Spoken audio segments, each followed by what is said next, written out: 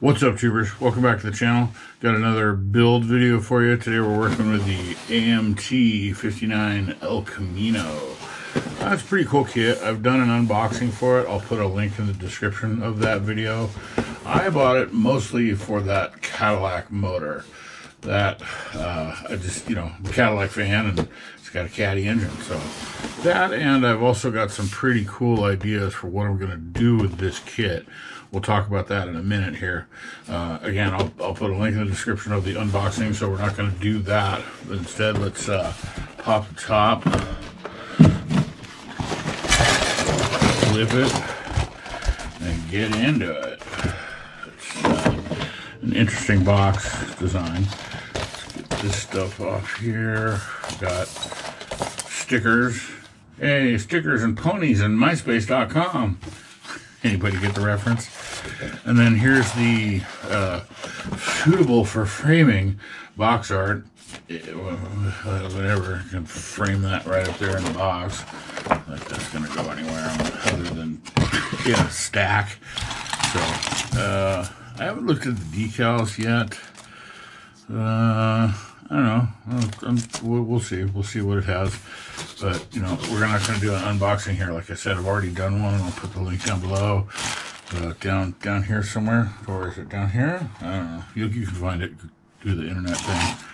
So, going to get this thing, get it all out and prepped, and start doing some sanding and filing and cutting it off the tree and getting it ready for sub-assembly. I'm not sure, again, I'm not sure if I'm going to do a time-lapse or how that goes.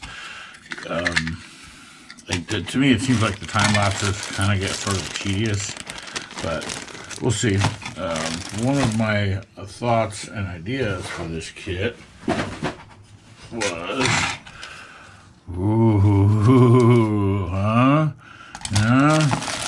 maybe using these big mud tires.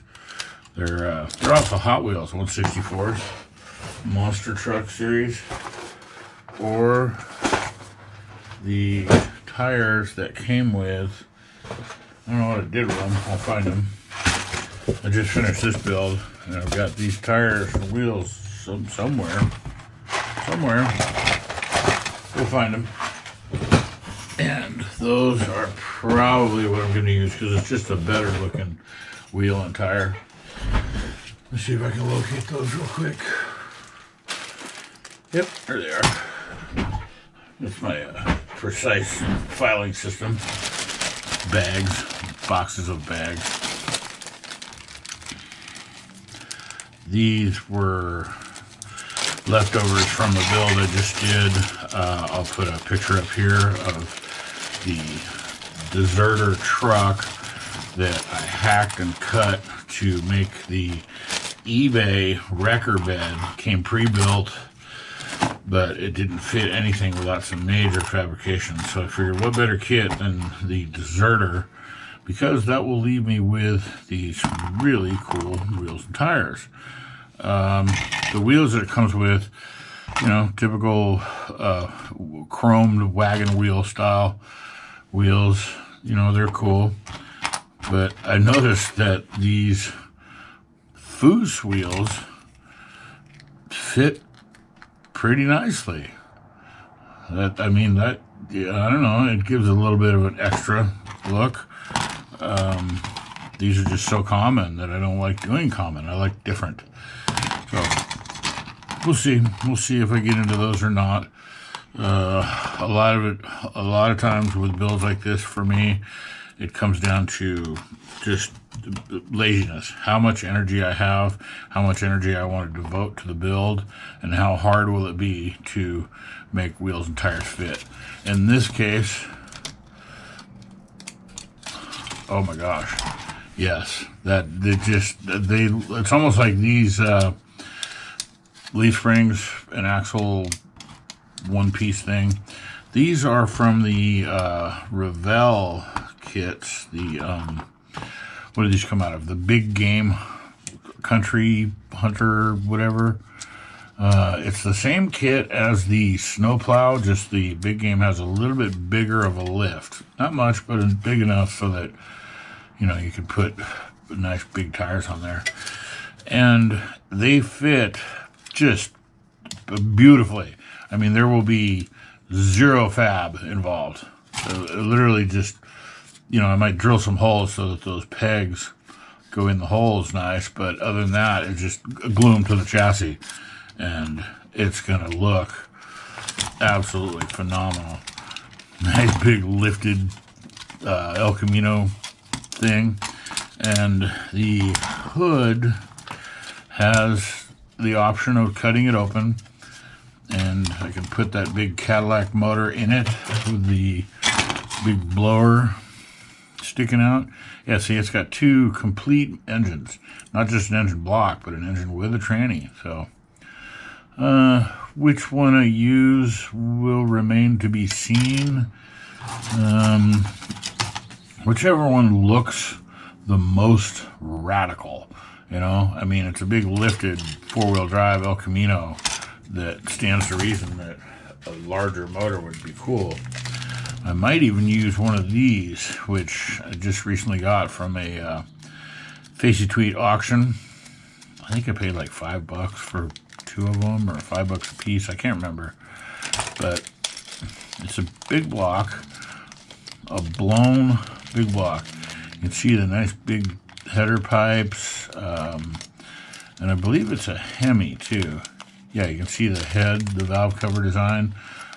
Oh, it's even the dual spark plug version. Yeah, I think I will be using that. I also like the Hemi design engines because they're so easy to wire. So easy to wire. As compared to the other, you know, these ones can be kind of tricky with like where the wires go and where the exhaust goes. Sometimes it gets in the way, makes it a little bit more difficult. But they have, if I can find it, is it in there? You know, there it is. Nice big snorkel. Blah. Yeah, so that will probably be incorporated into this build. So we're gonna, I guess I can speed the camera up and do the time-lapse thing. Partly why I like doing that is because it allows me to have music going while I'm building. If I do it like this and just me building and talking about what I'm doing, I can't play music because there's copyright issues with YouTube. So, gotta have tunes, man. So, we're gonna get this stuff off the trees, do a little bit of sanding, a little bit of gluing, get it ready for pre-paint or paint. I don't know, whatever. Words, technicalities. I'm kind of digging those Foose wheels on there. That's pretty slick. They're not a deep dish, but you know what? Who cares? That's going to look pretty sick. And then these can go on something else, you know, some other build. So, whatever. We'll see. All right. Enough yammering, yakking, and blah-blahing.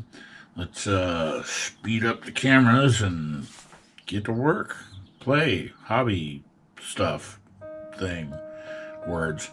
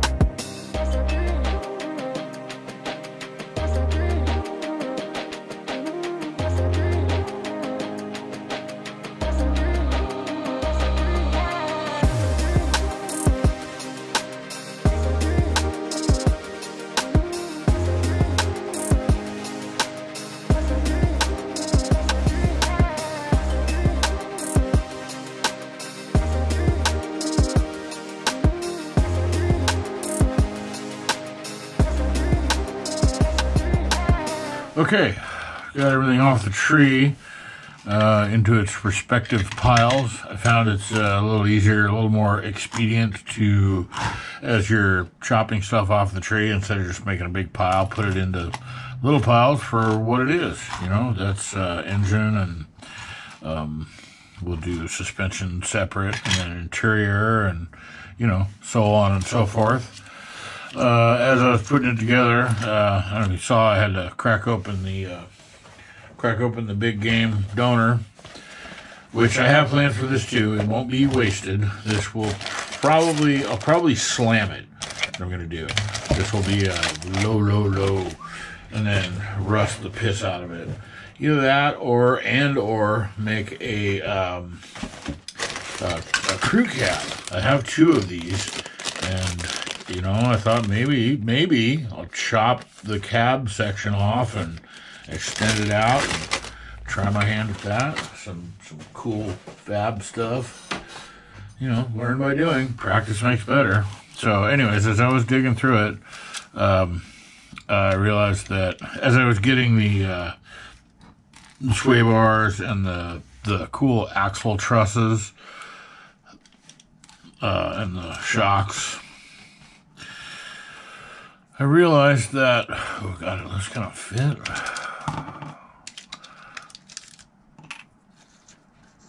Eek, no, they're not. Well, yeah, they will. I'm gonna make them fit.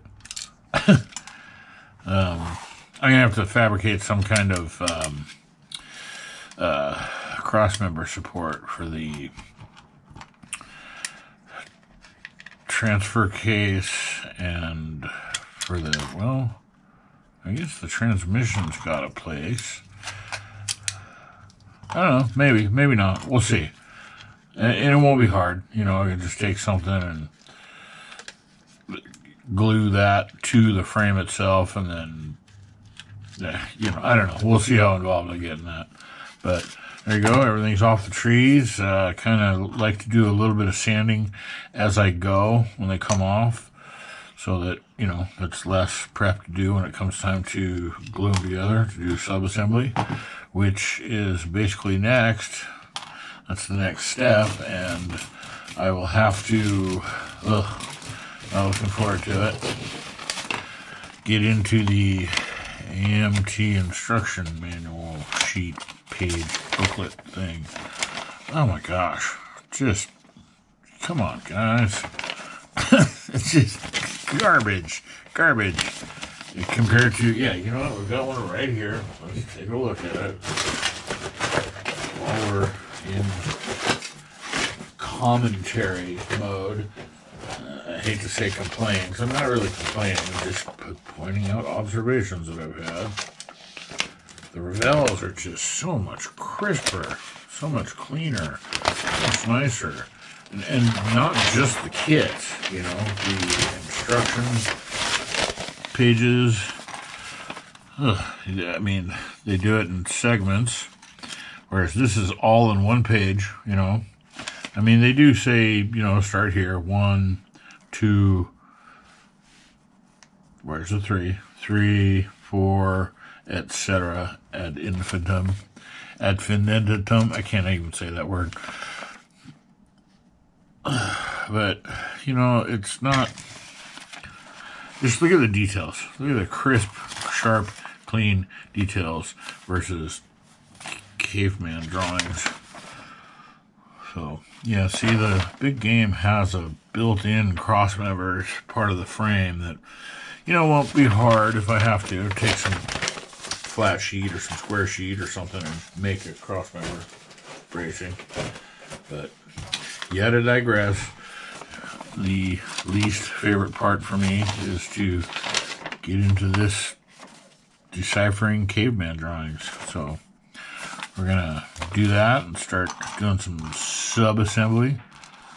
Put these motors together, put these 3 engines here, or yes, 3. 2 that came in the kit, and then this extra one that, I don't know, maybe. You know, why not put a Hemi in a Chevy? Piss all the purists off. I don't care, I do what I want. One of these is a Cadillac motor. I don't know if it's a big block or what. Oh, it doesn't say anywhere indicate what displacement size it is. And then here's all the extra stuff that I won't be using because of the kit bash. You know, tonneau bed, cover, Frenched taillight glasses. Why do they call it French? Was it designed in France? It comes from France? It's fragile. Suspension parts that, you know, axles and shocks and wheel backs and stuff that might work on the other end of the Revell of the kit bash, the lowering. And then the chrome tree that, you know, some of it I'll use, some of it no. And I will definitely be putting a flat coat over it because it's just way too plasticky, shiny looking for my taste. So let's break out the good stuff. And my handy, I only had to spill 4 or 5 of these. It's just catastrophic. You're working, you go, oops, and it just spreads all over all of your parts. So I made a custom handy holder thing that doesn't, yeah, nice. Brilliant. Saw somebody else had done that. I'm like, oh yeah, okay, I have to do that. And I've also seen that it works really neat for like when you get down to the last little bits, you can prop it up on something so you can get that last little nuggets down the bottom. But no more of that. Thank goodness the top was on for that demonstration. Alright, so back to time-lapse, turn the music back on, and get into putting some glue on this thing.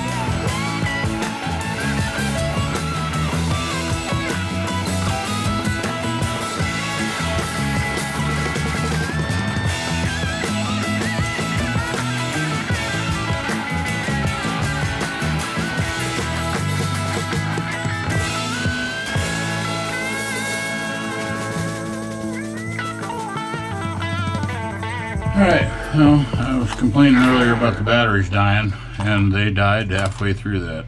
Well, actually, towards the end of, I think it was putting the motors together, so didn't really miss much.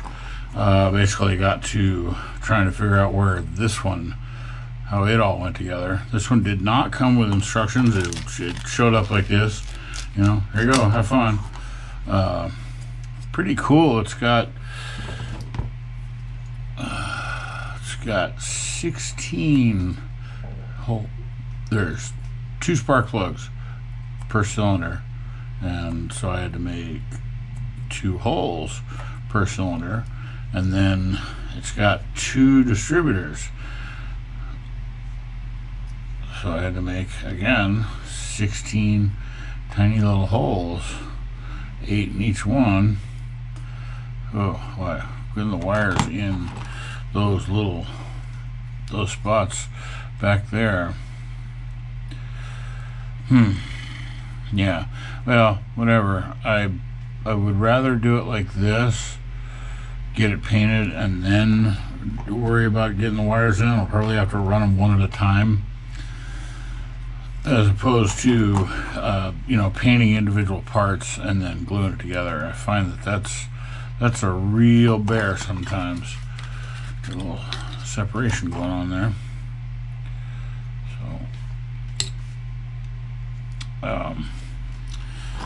So, like stuff like this with the chrome, I found it easier to put a little bit of super glue in the, file it down a little bit and then put super glue in there and glue them together first, and then go back and, after they've been all primered, paint it all one color, like a black or orange or whatever you're going to make the engine, and then go back and small brush the details. I can paint a silver on there and silver there and black there. I find it easier for me anyways to do it that way, as opposed to individually painting single parts and then trying to glue them on afterwards. The glue, in my experience, just doesn't want to stick with the painted parts. So I'm not sure what this piece is. Again, it came in a bag, no instructions, have fun. Everything was pretty obvious. You got your blower and big old breather on top. That's gonna look so cool, paint those red. But I'm not sure what or where this goes. Thinking maybe it's part of the distributors. I'm not sure where it would mount. So I don't know. I'll have to do some Googling and figure it out, because I'm 100% positive that if I put it on and put it there, which seems to be a nice spot for it, somebody's going to chime in and say, let's know where that goes. Oh, you're an idiot. Blah, blah, blah. So, there's always somebody out there. But whatever. Not doing it for you. Doing it because it's fun. So I'm going to speed the cameras up and finish gluing the stuff together. Glue the suspension together and what other little bits there are. The firewall, and figure out my axles, what I'm going to do for a drive line. Little bits and pieces. Not much left, but we're getting really close to being able to get some paint on this thing. So here we go. Let's speed up the cameras and go from there.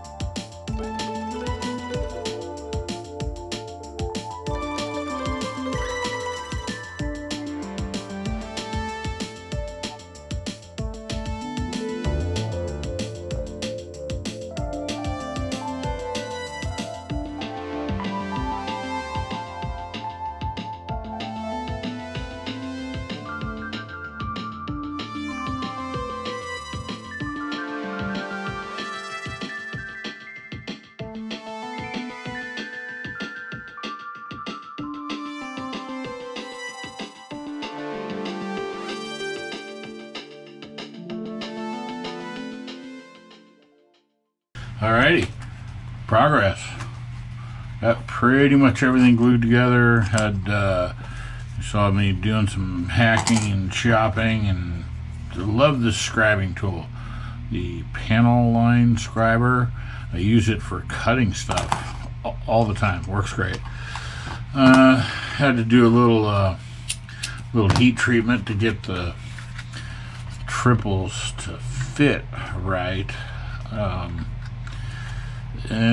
You know, a little monkeying around there. It's going to be a little bit of monkeying to get the transfer case to fit in there properly, but it'll work. It'll work. I'll make it work. Oops, no, that's not the way I figured. This way. That way? I don't remember. Yes, that into the tranny, that to the axle. No. Yes, that to the tranny. I'm probably going to have to cut the nose a little bit or something. I don't know. Whatever. Not too worried about it.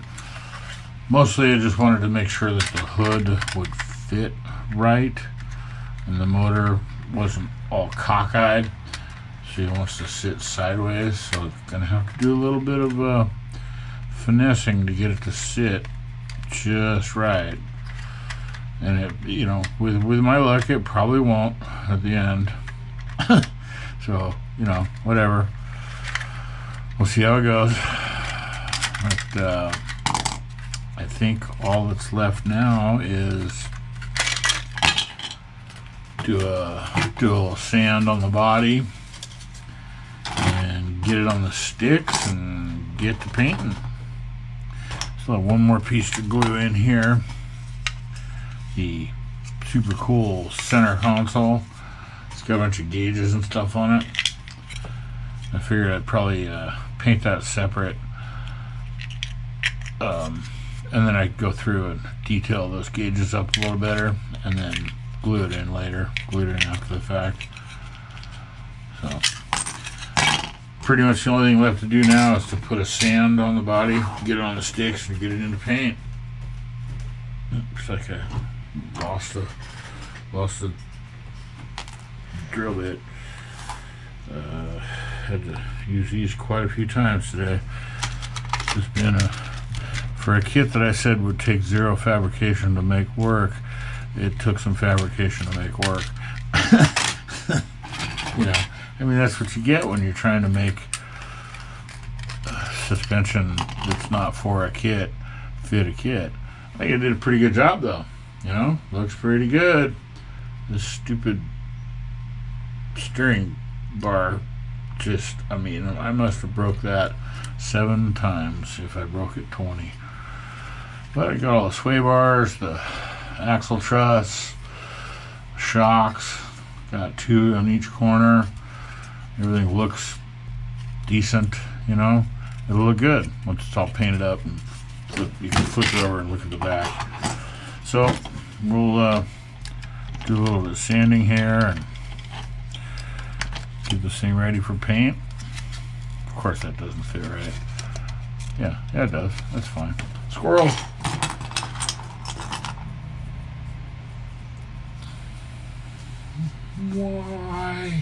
Why? Put this stuff away. Done with that particular chemical for the moment. And we'll get some sanding and get some paint and get some glue on this thing. It's going along pretty nice. I think that's a good indicator that it's time to take a break. So, pause, hit the 11 button. All right, got this thing mocked up. Still got a little bit of sanding to do, just a little bit on the body. But while I was test fitting, I used the red windows that it comes with just to make sure that everything fit right. You know, I got the interior tub in there and doing my best to make sure everything fit right before I actually go into you know, painting and then assembling. And as I had it sitting there, I thought, wow, that actually looks really good. So I think I'm going to go with I'm gonna go with something loud, color-wise. Haven't figured out what exactly yet, so we're gonna take some spoons and try a couple different base coats, and then options of different colors on those base coats. And actually, as I'm doing that, I realize that I'm going to need more spoons, so that's not a problem. We have more. So I'm going to write a little label of what I'm using on those.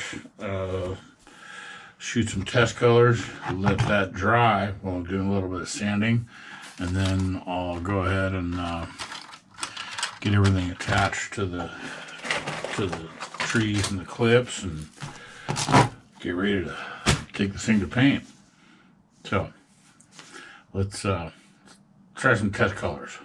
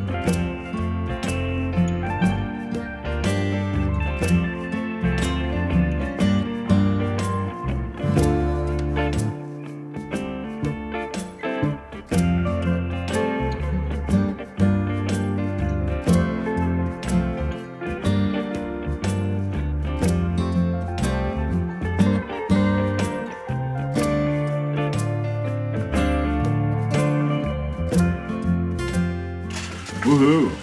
Paint primer is on. Got color on a few things. I've won the engine, or engines, I should say. and a little bit of color on the chrome pieces and the transfer case. And then, I mean, I guess that counts as color because those are going to stay black. So, got a little bit more painting to do. I want to put a coat of clear over this white because it's just primer. So I found that the flat white primer with a coat of gloss clear over it works better than gloss white. I don't know why, but that's what I do. That's my technique for white interiors. So that needs color, and then obviously the body will need to do a little bit of sanding to put this incredible burgundy down. Other than that, things pretty much ready to start in on the little details. Boy, that primer, you know, I might shoot another coat of black over this, just regular flat black, because this, I don't know, wherever it is, the Rust-Oleum sandable black primer that I've been using is just garbage. Doesn't fill. So, I don't know. That looks okay. Let's look a little closer at the body. Yeah, that'll work. That's fine. I mean, I guess it is just the underside. I don't know. Yeah, I'll shoot a coat of flat over that, just because. You can see it's got a little bit of, it doesn't flow or cover fully. It's just weird stuff to work with. I don't like it. So we'll go ahead and shoot those on, shoot some flat on this, get this sanded and get the finish color on it, and get some clear on this, and then we'll start doing the little details, painting up the engine components, the blower and stuff, get that stuff painted up, and this thing's coming along. All right, let's get to painting.